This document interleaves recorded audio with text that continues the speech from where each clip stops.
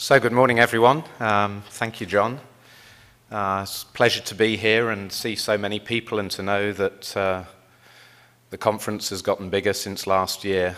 As already the early speakers this morning have said, one of the greatest challenges in the area of these orphan rare diseases is simply to create awareness.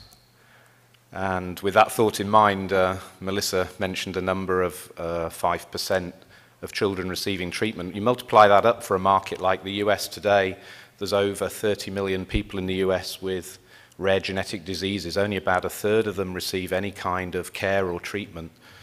And of those 11 million, only 2 million of them receive a treatment that was specifically developed for their disease. All the other 9 million care treatments that are being used are what we call off-label, things that doctors are just desperately trying in the hope that something works. So it begins to tell you the huge challenge that still remains and the work that's out there. John kindly just gave a thumbnail sketch of Shire. As he said, I came in '99, not that long ago. The company had only just IPO'd in the US the year before as a public company. It had been a small private company up until then in the UK. And today it is a global company in over 30 countries now. And the human genetic therapies business, as we call it internally, focused on these rare genetic diseases, is about a third of our business now. And so I want to take you back in time to almost 7 years ago, and our next speaker after he, Mike Astrew, we know each other very well. Mike was then the CEO of Transkaryotic Therapies, as it was called in those days, a company that had also interestingly been founded about the same time as Shire in the late 80s.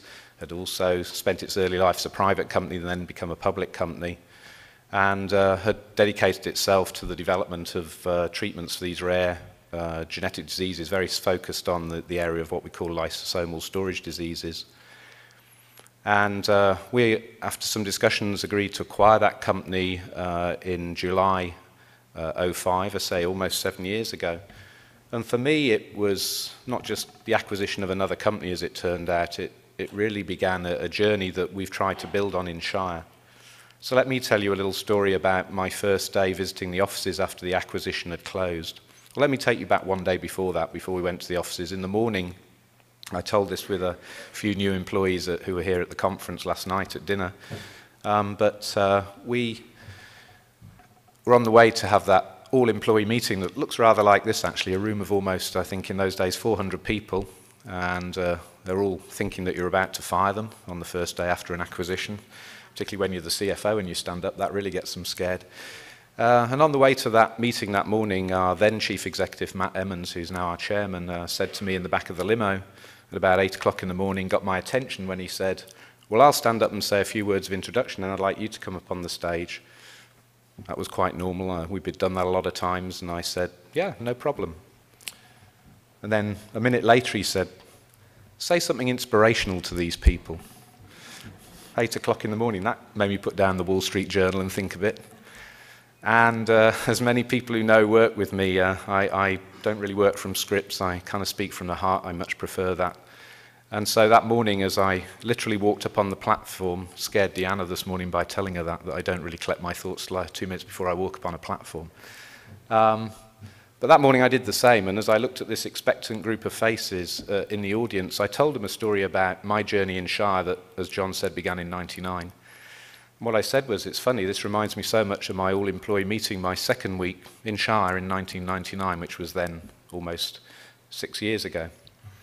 What I told them was a story about a little company I joined that had 400 people, interesting number again.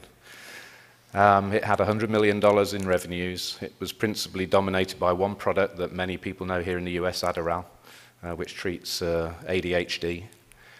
And we had one other product treating osteoporosis. That was it. And the company was in 3 countries in those days, UK, Ireland, and as I said a moment ago, we'd just entered the US market the year before in '98. And I told them a story saying, you know, here we are in 2005, 6 years later, we now have over $2 billion in sales. We have 2,500 people. We're in 15 countries. We're now treating a range of things from end-stage renal disease to acute GI conditions like ulcerative colitis and Crohn's disease. We're the world leaders in ADHD, have been for a number of years. And we have a pipeline of new opportunities which we hope to continue building the company in these areas of what was then focused on a specialty pharma business. So I said to them, you know, in 5 years, with our help, I'd love to come back here and see you have achieved the same. And you imagine people sitting there expecting maybe that worse they're going to be fired, at best they're going to have all sorts of cost restrictions placed on them, we're going to take the profits, the products, and milk the company. So this was not what they were expecting, I'm sure. And with my accent, of course, being strange, they probably thought I smoked something in the back of that limo on the way to the meeting that morning. But I'm pleased to say, here we are, as I said, almost 6 years later, and as I said, that business now represents a third of Shire's entire revenue, so you can work the numbers. It's about $1.5 billion right now, has 1,500 people globally. The products are sold in 50 countries. We have offices in 30 countries with that business. And it pleases me to be able to go back there every 2 or 3 weeks, as I do for a week, and have an office up there and spend time at the site in Lexington, Boston. No one thinks I'm a crazy guy anymore. Now we have 4 commercialized drugs, 3 of them in this LSD space, one being for the treatment for Melissa's son in Hunters. We're very committed, as you can tell, to developing more of these treatments and continuing, we hope, to expand that business. As an FYI, I can't help but mention, it's probably not relevant, but there will be a relevance perhaps later this year. We just moved into the regenerative medicine space, which I also find incredibly exciting for the future. Again, it's human cell-based therapies, the same technology behind many of our products in the human genetic therapy space. Interesting, that business we acquired in June last year, it's got 400 people and $125 million of sales. So I gave them the same speech last year. They think I'm crazy again. They don't really know me yet. I told them they're in a better position than any of the 4 aforementioned businesses that I told that story to, because they already had $125 million of sales, so they have more than the rest. But you know, we're doing it again. We're trying to commit to build a regenerative medicine business, again, in very unique areas. And there will be a link, as I hope will become more evident to people publicly later this year, to the world of rare genetic orphan diseases again, because many of them actually will need treatments that involve regenerative medicine in the future. So there's a very clear link here again. So let me take you on that journey of you know, day 2, as I said, and we went into the offices and walked down the hallway. And what impressed me, Michael well knows this, was the portraits, photographs all over the walls of kids. And as I walked past the labs down the main office building that morning, I actually talked to the Chief Operating Officer, and I said to him, you know, David, all these photographs of kids on the wall, who are the kids? And he quite simply said, well, they're our patients. He didn't just stop there. He actually turned to me and he said, yeah, this is Kyle. Kyle's a Hunter's patient. He's been in our studies with Elaprase almost since day 1. We know his family extremely well. They were living in North Carolina. They kind of moved now to get close to a treatment center. And he kept on like that. And he went down the hallway. There were 20 pictures down that hallway. By the time he got to number 5 and he was still giving me the life history of the patient and the family, I stopped him and I said, I'm kind of ashamed to admit this. I said, I've been in this industry more than 20 years now, and I almost never met a patient. I really don't know their names or their families. And I said, I guess you could do this down the whole hallway, right, with all 20 pictures? And he said, absolutely, I could. And I said, wow, that's quite a revelation to me. It really kind of makes me feel a little bit humble and a little bit embarrassed about my time in the industry and what's been going on in the industry. And he just turned to me and said one simple thing. He just said, welcome to the world of rare diseases. And really that set my mind thinking about how far we as an industry had stepped away from the reality of what we should be about. In other words, we should be about looking after our patients. And yet we've become a big money-making machine. As a finance guy, I knew that better than most people. What we were about was really about pumping out products, in fighting for market share, in raising prices every year, in doing Me Too drugs, where there are, as we know, there are drug classes in the market, where there are 15, 20 drugs all purportedly doing the same, treating the same condition. And the big question does come to mind is that really value creation, or is that just very self-fulfilling? And probably given what's happening to this industry right now and what's been happening in the last 5 years, most of us who are now over 30 years in the industry would probably say that was pretty self-fulfilling. It wasn't actually a lot about the patient at the end of the day. You know, the target, when I think of this and would try to describe the model, maybe sit down with a 14-year-old kid, John, and describe to them what's our industry about, after 30 years in the industry, I would have to say, you know, we make products, we charge as much as we can for them, and that's about it. And, you know, the guys who help us do that are the physicians. They're our conduit to the market, so we spend a ton of money with sales and marketing techniques, be it reps, DTC advertising, to get those physicians to write that magic script that's going to unlock the door and add to the revenue line. That's pretty much it. So I came back with that thought, and as John said, got the opportunity in 2008 to step up into my current role as CEO, and started to ask others in the company who'd got the same time in the industry where they felt the same as I did, a bit disenchanted with where the industry had got, the feeling that really what we should be doing is putting the patient at the heart of everything that we do. And I was not surprised, but pleasantly surprised in the sense of only the fact that I found many people who agreed with me and were just waiting for someone perhaps in my seat at the head of the company to actually say that and set the company on a new direction. So we very much committed ourselves towards this goal of putting the patient at the centre of everything we do. And I think it's quite interesting that when your mind turns away from saying, you know, we're here to make products, that's all we do, it does take you in a very different direction. And the world of rare orphan diseases is a tremendous platform to actually practically demonstrate how you can do that. If you think about when your focus is all about product, and we used it, right? We used it as an industry in our publicity. We like to say, you know, we're not the problem in healthcare costs because we're only 8 or 9% of the problem. In fact, we've liked to go further with our PR in recent years. We've liked to say, we actually help that problem because if you've got a drug, you don't incur hospital costs, etc. So we're not the problem. Why did we have to say that so hard? We were kind of embarrassed, I would suggest. We're trying to defend what I said a moment ago, our high prices, our ability to continue to fight for market share, to produce more drugs doing the same thing. And so I would reinterpret that and say that was a kind of abdication of responsibility. That was just saying we're only 8 or 9% of the problem. We have no interest in wanting to be 91 or 92% or deal with the 91 or 92%. That's somebody else's agenda. Doesn't seem either very brave to me, nor does it seem the right thing to be doing. So again, we're starting to think about how we evolve the business and move towards dealing and helping and partnering with people to deal with that 100% of the problem, which actually at the end of the day we should all be worried about. We're all part of society, we're all affected by the kind of costs that are now hitting society and that we all know got a lot worse in the last 2 or 3 years with the economic problems besetting the world. So for me, the timing is right to say, you know, we need a fresh start. We need to look as an industry at more collaboration, in looking at a more holistic world where we only don't see the physician, we actually see the patient as our major customer, and we say we have a world of stakeholders. No stakeholders should be more holistic than just the physician. The physician is just one of the people that we should influence. The others, for me, and I've now got us to talk in Shire about something called the 4 Ps. Everybody you should meet in Shire should be able to tell you that there are 4 Ps, 4 customers: the payers, the policymakers, the physicians, and the patients. And it seems to me the policymakers and the payers we've largely ignored, or worse still, we consider them the enemy, right? Those are the people who are there to cut our prices, stop us doing things in the industry. So at best, or at worst rather, they're probably, say, the enemy. They're people that have caused us all sorts of problems. It's time, I would suggest, that we start embracing that and looking at them as people we need to partner with, work with, so that we're all in this together to try and solve 100% of the problems that challenge us in healthcare today.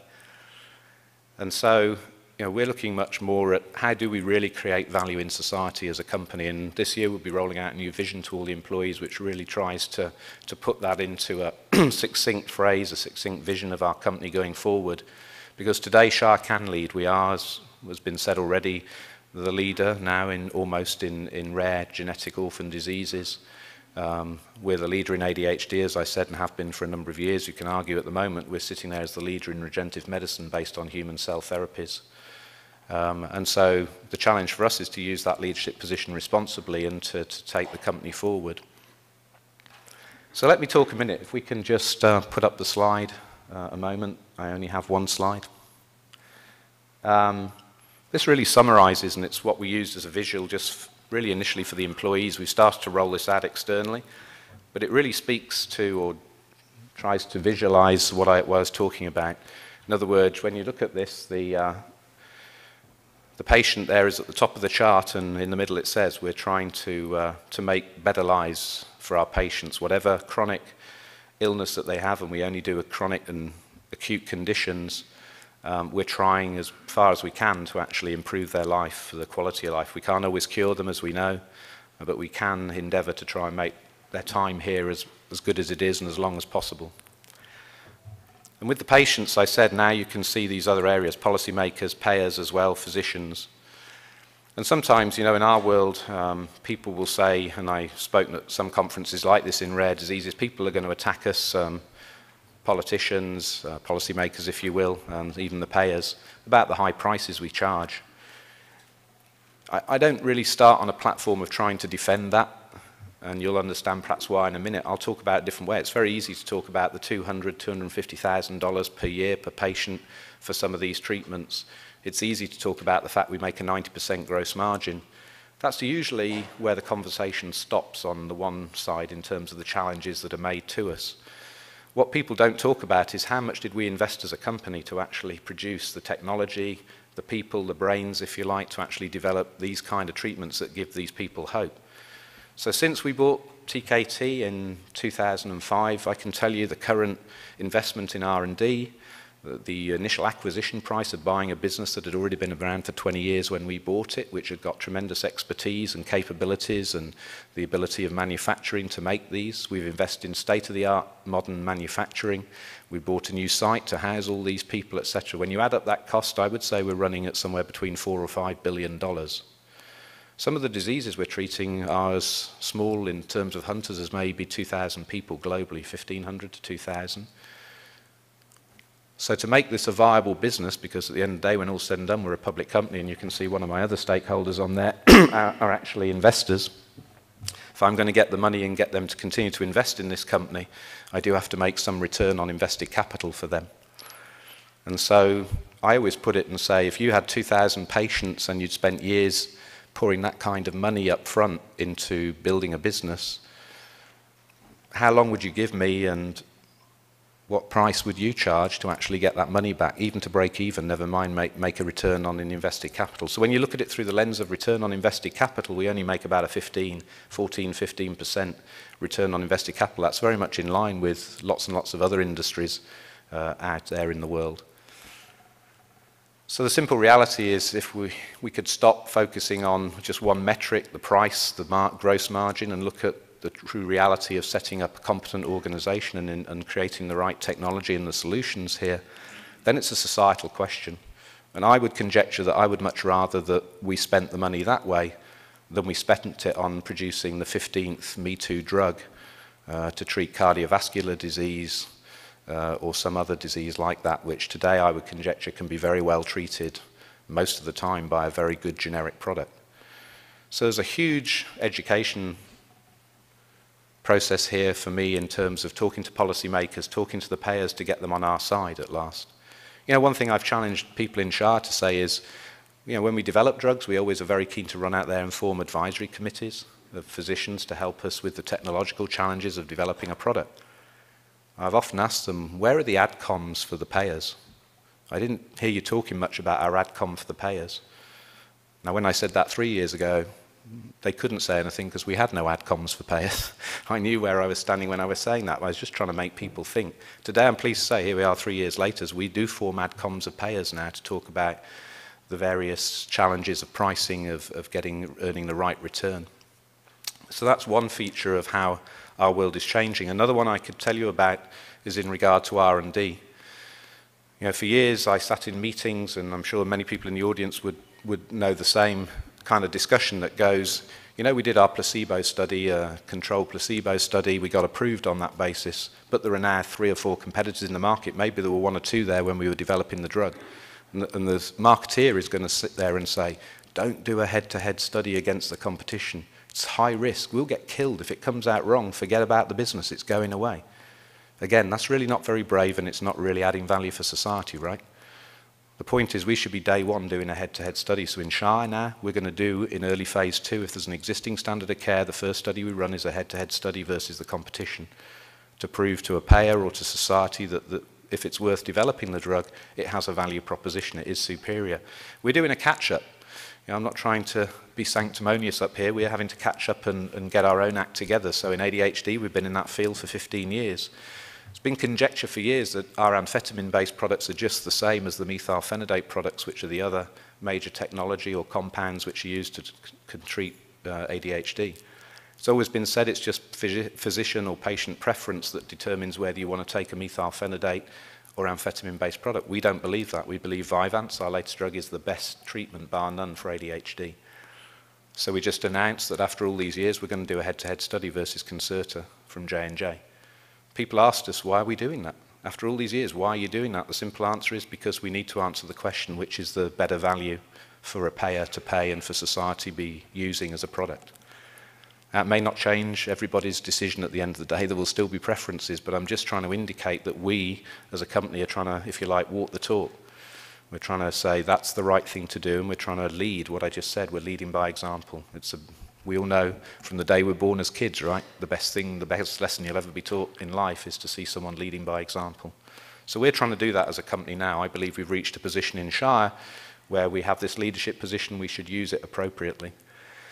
So again, if you look at our pipeline, you know, as I said before, it's very easy, and many companies are targeting that right now, is to enter the rare disease space by coming into the markets that are already well established, where the disease is already identified. The bigger challenge, as Melissa and I tried to highlight already this morning, is there are lots and lots of diseases out there, as I said, where no one even knows the names of the diseases, let alone beginning to treat them. So when you look at our pipeline today, we're actually trying to push the boundaries in two ways. We're trying to treat new diseases where kids still die very young because there are no diseases. We're trying to push the technology boundary beyond intravenous medicines. Melissa mentioned case, the disease entering the brain. That's very common. The most aggressive forms of these diseases, as you go down a spectrum of them, they enter the brain much more rapidly. The kids die much younger as a result of that. So we're now trying to develop what would be a complete breakthrough technology called intrathecal, where we actually deliver the protein into the brain by putting it in at the base of the spine and having it travel up the vascular system and into the brain. Interestingly, all the key opinion leaders told us that couldn't be done. We had a great chemist in our house who actually decided to just try it, run some animal studies, let's try it, let's see if it works. It works. It confounded everybody. Up until then, people thought the only way you could do this was to actually intrathecally administer direct into the brain. So we're trying to do that. We're trying to establish a pipeline, a breakthrough. We're trying to look at new areas, new diseases where there are no treatments today, rather than take the easy way out, which is to just become the third or fourth or fifth company to treat the established, identified diseases where, you know, you just go after the existing patients and again you fight for market share. So that, in a nutshell, is kind of what I wanted to say this morning about what I hope that we as a company in the future do begin to set an example that others will follow. And I hope this morning maybe somebody in the audience understands some of the concepts I'm trying to describe and that you believe that you can go the same way with your corporations. It would be a much better place, I think, if we could all start really reinventing the industry where we put, as I said, the patient at the heart of everything we do. We don't lose sight of that, and we go beyond the product. When you actually focus on a patient as well, what's good for me is that you start to think more holistically about the kind of way you can bring value to that patient. There are many things we do today. We help with their insurance, getting them access to new funding sources. It's always a struggle for anybody with a rare disease to pay for these treatments. So we're all in this together. If we don't help the patient and the families find new access, we won't get paid and we won't be able to continue our work in reinvesting in our business. Where today, I should have mentioned that figure about the 90% gross margins. We, for some years now, have reinvested about 30 to 35% of that money back into R&D, looking at this array of new diseases and trying to find new treatments. So we're putting a substantial chunk. We're not just investing in the classic industry, 12 to 15%. It's 30 to 35% of our money goes back into looking for more treatments in the future. The final thing I'd like to just talk about this morning, if I may, is one other thing. I talked about being brave, and that was something I brought along side, the focus on the patient, was talking about us as a company. I felt it was very important that we talked about the culture, the kind of people we are, what we believe in life. Many of you know in this industry, one of the most respected things that has existed for years, I would say, in the industry was J&J's credo. When you met anybody from J&J years ago, the thing they could recite almost verbatim was the credo. their values as a company, what they believed in, which was very much based towards physicians and patients, again, their commitment to that. So we developed our own credo, if you like, in Shire. We called it Brave. That was it, simply what we called it. The reason we chose the word brave was that's what we felt was the reality of the patients and the families who have these very rare specialist or genetic diseases. So we felt we wanted to use a business analogy and say they're being very brave, the kind of diseases that they have, the way they have to live their lives, having to undergo these kind of treatments. They live a pretty brave life every day of the week, and we need to do the same if we're going to really collaborate with them and focus on their conditions. And so we started this brave culture, and we used it in the way of, brave is what I just said. Brave is about doing these correct studies, doing the heads-to-heads, answering those tough questions about whether your drug is superior to somebody's existing treatment. It's also about taking calculated business risks when necessary to actually forge the boundaries. Callie was very brave, the chemist in-house, in terms of pushing the boundaries technologically to say against everybody telling him it was impossible to get the protein into the brain going down in the base of the spine. He didn't take that lying down, he actually decided to try it, and it worked. It's another brave action. So that leads me to talk about one final point, which is the Brave Awards. One thing that you notice when you're treating these specialist or rare diseases is the commitment of the families. Melissa's just given her own story and talked about her own commitment. We all know about John's commitment to his family, and it's been very well publicised, obviously. But there are many, many Johns and Melissas out there working with kids and families who have specialist and rare diseases like that. And largely the carers go unnoticed or unrecognised. So the first time this year we externalised the Brave concept in what we call the Brave Awards, and they're directed at caregivers. So last year we initiated that. There's no fixed number. I think we gave out 10, if I remember, last year in the end. We have an expert panel made up of some in-house and external people from patient advocacy groups who sit with us. And we invite people to just send us the stories of people who selflessly look after a loved one, a relative or a family member, and devote their entire life to them. And in response to that, we actually give a $10,000 award to the top awardees, and then there are some tiering down to $5,000 and $2,500. But I don't think it's about the money for these people. What they appreciated most last year, we found, was just the consideration and the recognition. They do go completely unrecognised, and so another way of thinking more holistically about our role as a company is to actually increase awareness of the selfless nature of people who look after their loved ones in this way. So I encourage you, if you look at our website on shire.com, you'll see we're just rolling out the 2012 campaign for Brave Awards. So if you do know of people like this, please feel free to write a submission, and we will consider it and try and create that awareness. So with that, I thank you very much for your time and your attention this morning. I hope you have a great conference. It's wonderful to see, as I said, such a large number of people, and the fact that the conference is growing in size and more conferences like this are taking place. And I look forward to a day when it's not, I feel like I'm giving that same speech again, it's not 400 people in this room, it's 1,500 people in this room. And we're treating not 2 million out of 33 million Americans in the room, we're treating 20 million Americans in the room who have rare diseases. So thank you, have a great conference, and I look forward to speaking to you again sometime in the future.